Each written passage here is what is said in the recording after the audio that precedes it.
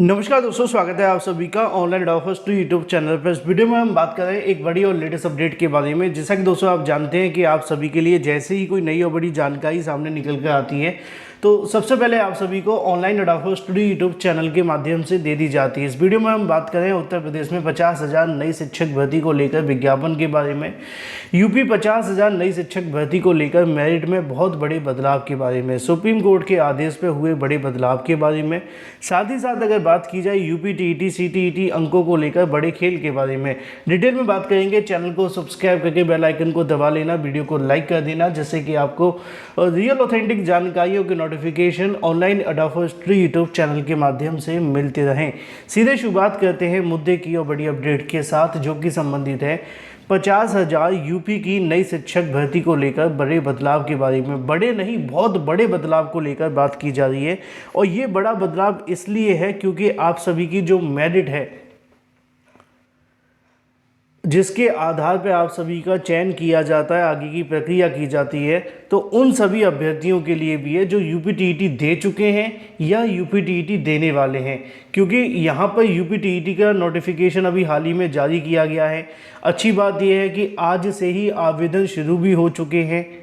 तो अच्छी प्रिपरेशन आपको करनी होगी, क्योंकि आपकी जो मेहनत होती है वो सिर्फ आपके लिए नहीं होती, आपके परिवार और आपके सपनों के लिए भी होती है। तो यूपी टीईटी का कंप्लीट कैश कोर्स आप सभी के लिए आ गया है। इसका प्राइस 499 की जगह 60% डिस्काउंट के साथ मात्र 199 रुपये में, बिल्कुल मतलब जो आपके लिए हो सकता है बेस्ट से बेस्ट कर दिया गया है। अभी व्हाट्सएप कर सकते हैं 7719676659 पर। नंबर आप सभी की स्क्रीन पर दिया गया है, इसी पे आपको करना है। अच्छा, इसमें आपको मिलेगा क्या क्या, वो भी लिखा हुआ है। 60,000 वन लाइनर रहने वाले हैं। बाल विकास, Hindi, English, Sanskrit, SST, EVS के मोस्ट इंपॉर्टेंट नोट्स मिलेंगे, यानी कि 1 to 5 से लेकर के 6 to 8 की कंप्लीट प्रिपरेशन आपको मिलेगी। 50 प्रैक्टिस सेट रहेंगे। 2011 से लेकर अब तक जितने भी एग्जाम हुए हैं उनके प्रीवियस ईयर क्वेश्चन रहने वाले हैं। आपके सभी सवालों के जवाब फुल चैट सपोर्ट व्हाट्सएप के माध्यम से मिलेंगे। अंदाज़ा लगा करके देखिए कितना कुछ आपको मिल रहा है, सिर्फ एक छोटी सी रिचार्ज से भी ज़्यादा कम है। आप जानते हैं 150-200 रुपये का रिचार्ज भी आजकल नहीं हो रहा है पूरे 30 दिन के लिए, और यहाँ पर तो आपको इतना सब कुछ आपके करियर के लिए, क्योंकि हमारी कोशिश है कि आपको सफलता मिले। तो अभी व्हाट्सएप करें 7719676659 पर। जो व्हाट्सएप नहीं कर सकते, जिनके पास व्हाट्सएप नहीं है, तो डाउनलोड कर लो, कोई और ऑप्शन भी नहीं है। चलिए अब हम बात कर लेते हैं सुप्रीम कोर्ट के उस आदेश के बारे में जो कि यहाँ पर जारी किया गया है। सुप्रीम कोर्ट ऑफ इंडिया के माध्यम से एक बड़ा ही महत्वपूर्ण आदेश जारी किया गया है और आप सभी के लिए बहुत ही ज़्यादा दिलचस्प भी है। और इसके संबंध में आप सभी के सामने सुप्रीम कोर्ट ऑफ इंडिया के माध्यम से ये जो जजमेंट है वो जारी किया जाता है। ये जजमेंट आप सभी के लिए तकरीबन 30 पेज का है। 30 पेज के इस फैसले के आधार पर आप सभी की आगे की भर्तियाँ देखने के लिए मिलेगी, क्योंकि अब तक जो आपकी भर्तियों में होता था, हो चुका है या होगा, जो होना था वो पूरे तरीके से एक तरीके से इतिहास बनता जा रहा है। लेकिन अब जो होने वाला है वो और भी ज़्यादा दिलचस्प है।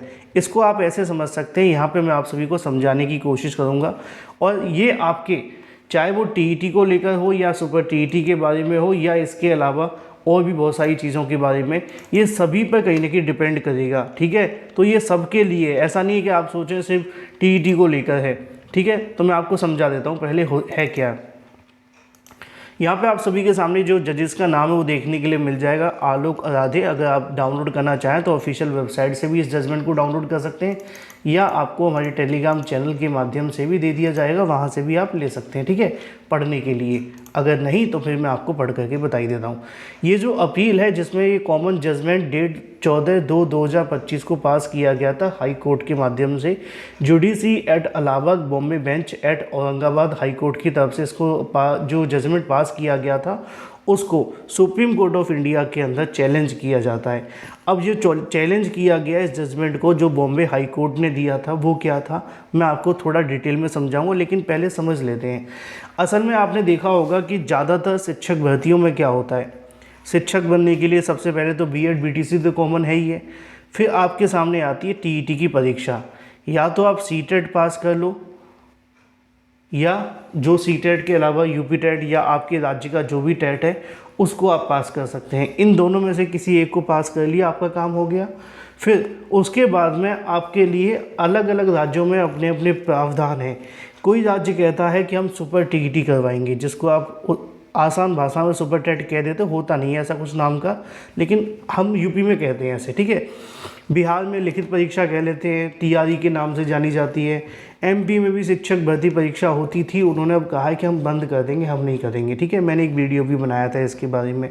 तो यहाँ पे होता क्या है कि यहाँ पर टीईटी की जो परीक्षा हुई, टीईटी परीक्षा के बाद में एक लिखित परीक्षा आयोजित की गई। लिखित परीक्षा को इन्होंने जो नाम दिया है teacher aptitude and intelligent test के नाम से, जैसे कि हम सुपर टेट कहते हैं, सही सेम आप ऐसे ही समझ लो। इन्होंने कंडक्ट करवाया महाराष्ट्र स्टेट काउंसिल एजुकेशन यानी कि एमएससी के माध्यम से। अब ये जो रिक्रूटमेंट जो प्रोसेस देखने के लिए मिला वो डिफरेंट स्कूल ऑफ जिला परिषद, म्यूनसिपल कॉर्पोरेशन, नगर परिषद और प्राइवेट मैनेजमेंट हाई कोर्ट जो स्कूल हैं उनके अंडर चयनित करने के लिए किया गया था। अब हाई कोर्ट के जजमेंट के आधार पर ये जो कहीं ना कहीं याचिका है वो खारिज कर दी गई थी। अब उसमें आपको समझना है, असल में मामला ये हुआ था कि जो अभ्यर्थी पहले से टीईटी में रिजर्वेशन का लाभ ले चुके हैं, उनको दोबारा से रिजर्वेशन के लाभ को लेकर सवाल खड़े हो रहे थे, ठीक है। यानी कि डबल आरक्षण के बारे में। ये मैं नहीं कहूँगा, आरक्षण पे जब भी कोई कुछ बोलता है लोगों को बुरा लग जाता है, मेरा इसमें कोई अपना तथ्य नहीं होगा, जो इसमें लिखा है मैं बताऊँगा, ठीक है ना। आप बस ऐसे समझना कि मैं आपको पढ़ करके सुना रहा हूँ, मेरा इस पर कोई अपना व्यक्तिगत पॉइंट नहीं होगा। अगर मैं कहूँगा तो वहाँ बता दूंगा कि ऐसा मेरा कहना है। सुनिए, हाई कोर्ट का कहना है कि जो अपीलेंट हैं वो मेरिटोरियस हैं, यानी कि वो योग्यताधारी हैं, यानी कि अच्छे नंबर लेकर के आए हैं, लेकिन उनको एक्सक्लूड कर दिया गया है, बाहर कर दिया गया है मेरिट लिस्ट के अंदर से 25/2/2024 को, on the ground of they had availed relaxation in qualifying marks in teacher eligibility test. उनको ये कहते हुए बाहर कर दिया गया कि भाई आपने एक बार रिलैक्सेशन टीईटी में ले लिया है, और अगर आप एक बार टीईटी में रिलैक्सेशन ले चुके हैं तो आपको आगे की परीक्षा में जो आपको रिलैक्सेशन है वो नहीं दिया जाएगा। ऐसा सुप्रीम कोर्ट के ऑर्डर के अंदर लिखा हुआ है। आगे लिखा है कि various decision of this court have given to lengthy submission before the however controversy is the present batch of appeal lies in narrow compass. इस पॉइंट को समझने के लिए आपको पॉइंट नंबर 9 पे आना पड़ेगा, क्योंकि यहाँ पे उन्होंने एक पॉइंट बड़ा ही अच्छा मेंशन किया है, जहाँ पे आप सभी को देखने के लिए मिलता है the high court by the impulse judgement date 14/2/2024। उनका ये कहना था इस 9वें पैराग्राफ के अंदर, अगर मैं आपको पूरा पढ़ करके ना बताऊँ, मेन पॉइंट आपको समझा दूँ, तो उनका ये कहना है कि जो आपका भर्ती आयोजित की गई थी, तो उनका कहना है कि जो टीईटी आप सभी का करवाया गया था वो यहाँ पे मैंडेटरी था, यानी कि कंपलसरी था शिक्षक भर्ती में सम्मिलित होने के लिए। आप इसे ऐसे भी कह सकते हैं कि वो एक इसका इंटीग्रल पार्ट था। ऐसा सुप्रीम कोर्ट ने अपने जजमेंट में भी लिख रखा है कि जो आपकी भर्ती देखने के लिए मिली थी, उस भर्ती में टीईटी को as a integral component of recruitment framework के लिए यूज़ किया गया था। यानी कि आप मान लो कि अगर टीईटी है ही नहीं है तो आप आगे बढ़ेंगे नहीं, तो इसलिए उनका कहना है कि टीईटी एक तरीके से इस रिक्रूटमेंट प्रोसेस का इंटीग्रल पार्ट था। आगे इसी पैराग्राफ के अंदर वो ये कहते हैं कि it was further held the relaxation granted in TET can not ignore, यानी कि अगर टीईटी के अंदर आपने एक बार रिलैक्सेशन या बेनिफिट ले लिया है तो उसको नज़रअंदाज नहीं कर सकते। अब यहाँ पर बहुत सारे लोगों के मन में सवाल आएंगे, लेकिन मैं आपको जो बातें समझ करके आ रहा है मैं वो समझाने की कोशिश कर रहा हूँ। उन्होंने ये कहा कि अगर आप एक बार सिलेक्शन प्रोसेस के अंदर जो आपके रिक्रूटमेंट का इंटीग्रल कंपोनेंट माना गया है जो टीईटी है, तो उसके बाद आपको एक बार बेनिफिट मिल गया तो आप दोबारा की डिमांड नहीं कर सकते, और उसको हम पिछले वाले को इग्नोर भी नहीं कर सकते। इसके रिगार्डिंग उन्होंने एक ऑर्डर भी यहाँ पे मेंशन किया government of NCT of Delhi and others versus Pradeep Kumar को लेकर, जिसमें भी कहीं ना कहीं मामला कुछ ऐसा ही था, जिसमें हाई कोर्ट के अंदर कैंडिडेट ने कहा कि उनको एक बेनिफिट के तौर पर मिल चुका था, चाहे वो रिलैक्सेशन कह लो, बेनिफिट कह लो, बट अगर उनको एक बार मिल गया है बेनिफिट और रिलैक्सेशन तो कैन नॉट, आगे लिखा है अगर उनको एक बार बेनिफिट मिल चुका है तो can not migrate to general category and permitting such migration would confer unfair advantage over general category candidate. उनका ये भी कहना था कि अगर उनको दोबारा से ऐसा दिया जाता है तो फिर ये पूरे तरीके से अनफेयर एडवांटेज होगा जो जनरल अभ्यर्थी हैं उनके लिए। आगे उनकी तरफ से ये भी लिखा गया है it was also held the appellant have no enforce legal right to claim, यानी कि वो इस बात को लेकर किसी प्रकार का क्लेम भी नहीं कर सकते क्योंकि उनके पास ऐसा कोई लीगल राइट भी नहीं है।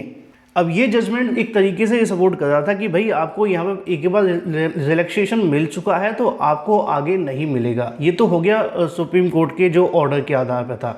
आगे जो एडवोकेट है उन्होंने इसको लेकर अपना सबमिशन दिया। उन्होंने कहा कि अगर उनको एक बार रिलैक्सेशन मिल गया है तो उनको एक तरीके से रोका नहीं जा सकता है। अब उनका एक तरीके से ये कहना है कि यहाँ पर जो उनको रिलैक्सेशन दिया गया, when merit in the main selection examination is higher, it was contended that open category is a merit and cannot a quota reserve category। उनका ये कहना था कि जो रिजर्व अनरिजर्व कैटेगरी का है ना, वो एक तरीके से यहाँ पर जो आपके मेरिट के आधार पर सिलेक्शन किया जाएगा।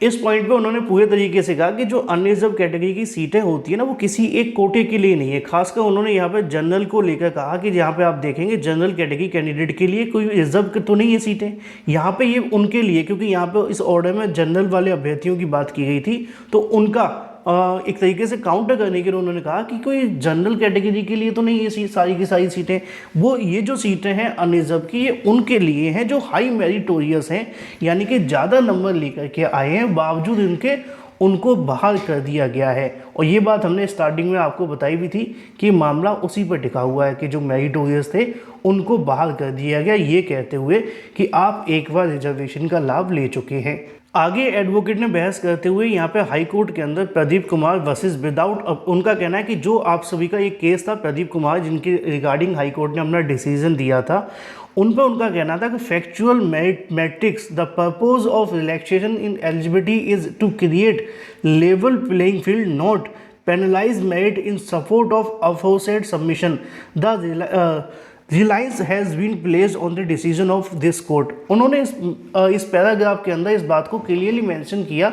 आप इसको एक लाइन में ऐसे समझ सकते हैं, उनका ये कहना था कि जो रिलैक्सेशन मिला है वो उनको इस तरीके से नहीं मिला, क्योंकि मान लो कि अब एग्ज़ाम में एक तरीके के लोग तो आवेदन नहीं करते, कुछ अच्छी खासे मिडिल क्लास हैं, कुछ लोअर मिडिल क्लास हैं, कुछ ज़्यादा ही बिल्कुल नीचे हैं।